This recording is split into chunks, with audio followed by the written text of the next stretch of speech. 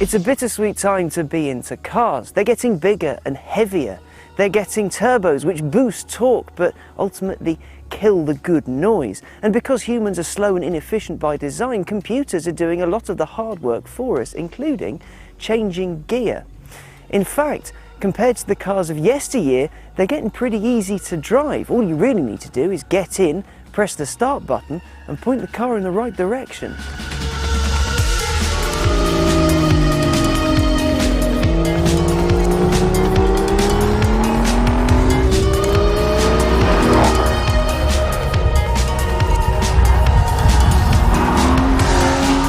That sounds awfully depressing, doesn't it? Well, there are many advantages to this new era. For example, if you have a crash, you aren't instantly killed.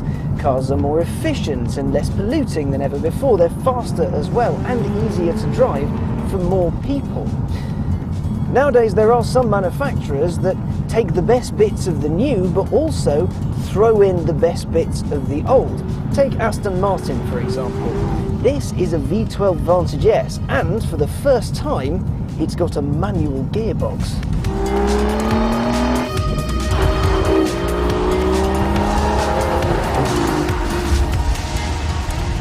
7 speeds in the palm of your hand, and in a dogleg like on race cars. Previously, you could only have the V12 Vantage S with the Sport Shift automatic gearbox, and it was the car's Achilles heel. I've driven the hardtop and the Roadster before, and the only thing that stopped me from loving it to the max was the gearbox. It was slow, sticky and clunky, ideal for the person that wanted a V12 to bumble round in but didn't want to do any work. But it was a sign of the times. People who could afford a V12 Aston didn't want to stick to shift with. They wanted the car to do all the work. They wanted a mode to go home quietly and a mode to tear up their favourite B-road on the weekend. And why shouldn't our toys be malleable? Why can't they change from one thing to the other at a moment's notice? It means more people will buy them, and that's surely a good thing.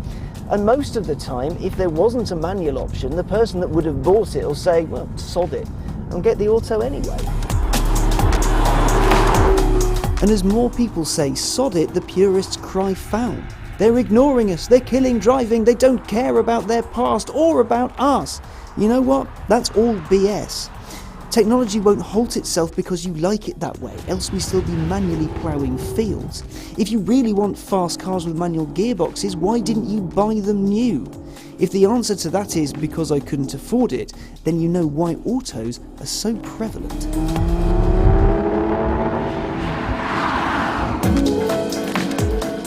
Thankfully, there are some people out there who listen. Take Porsche, for example. It released the brilliantly engaging manual-only Cayman GT4, and it's bringing out the stick-shift mentalist for the road, the 911R. Now, Aston Martin has said that what it wants to do is be the last manufacturer to offer a stick-shift sports car. Now, that is a proper commitment to proper driving purity.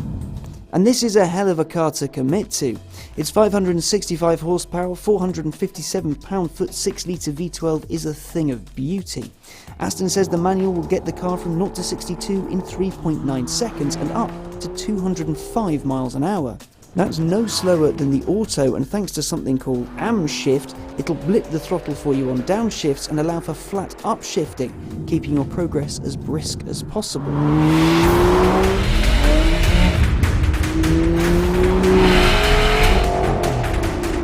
In theory then, this stick shift should make this the best car in the world ever, possibly ever made, ever. So let's talk about it. First things first, it's a dogleg 7-speed, which means if you're used to a normal gearbox, everything is upside down, but with a little bit of practice, you can figure that out.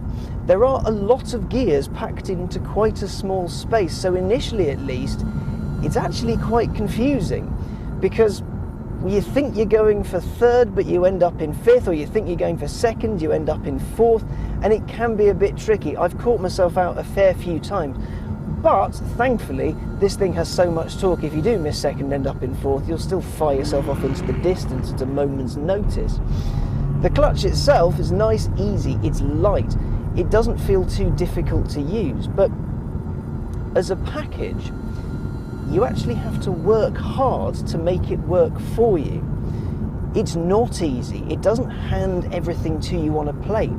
You have to actually get good at using it before you can get the best out of it. And when you do, it rewards you with such a good experience. There's this tactility to it, and it's utterly, utterly fantastic.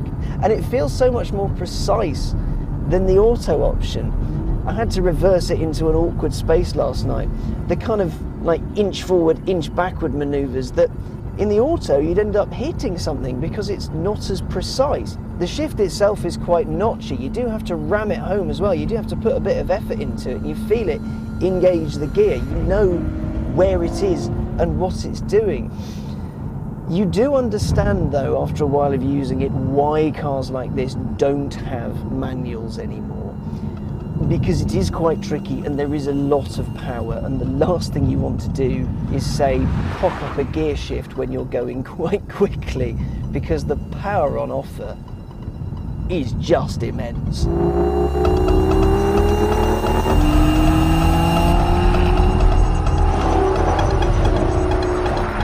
The ride's a little bit bumpy, it is a little bit firm, but it's a compromise you make. You're driving a 6-litre V12 sports car. You really can't have everything. The steering, beautifully tactile, you get lovely feedback from it. The throttle response is stunning. And then you get the V12 noise. One of the best noises to ever come out of the arse end of a car is because of that 6-litre V12. It's such a stunning, stunning sound. And that's just from in here. Outside, it must sound incredible. Foot to the floor. Oh my God.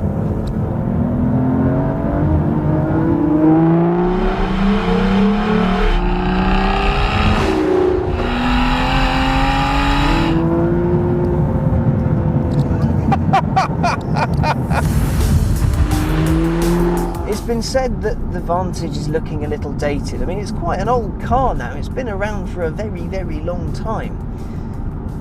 And part of me agrees with them, but part of me thinks, no, actually, it's a stunning looking car. It's still got presence to it. It stands out. People still pay attention to it. It may be an old design, but it's still a good design.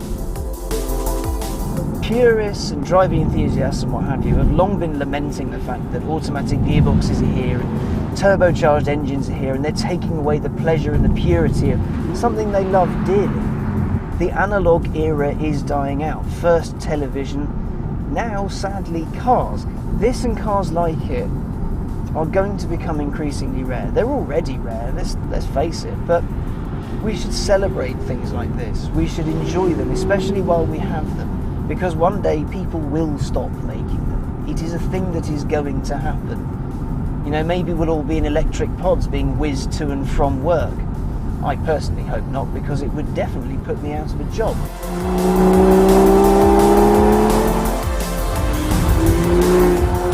This is so good. It's a bit dated. It's based on an old platform. It's got a massive engine. It's got a proper gearbox, and it just feels bloody brilliant. Hardly a surprise. A car I love despite a terrible gearbox is better now that it's been replaced with a better one. It makes me sad though, because while Europe will get as many of these as we like, the US will only get 100. 100 people will get to experience what could be the perfect Aston Martin. Technology is digitizing pretty much everything. Amazon, iTunes and Netflix are making human interaction and physicality a thing of the past, making life just that little bit easier. But every now and then, flicking through your favourite book, feeling the pages and smelling the paper is just what the doctor ordered. And that's precisely what this is. And it's brilliant.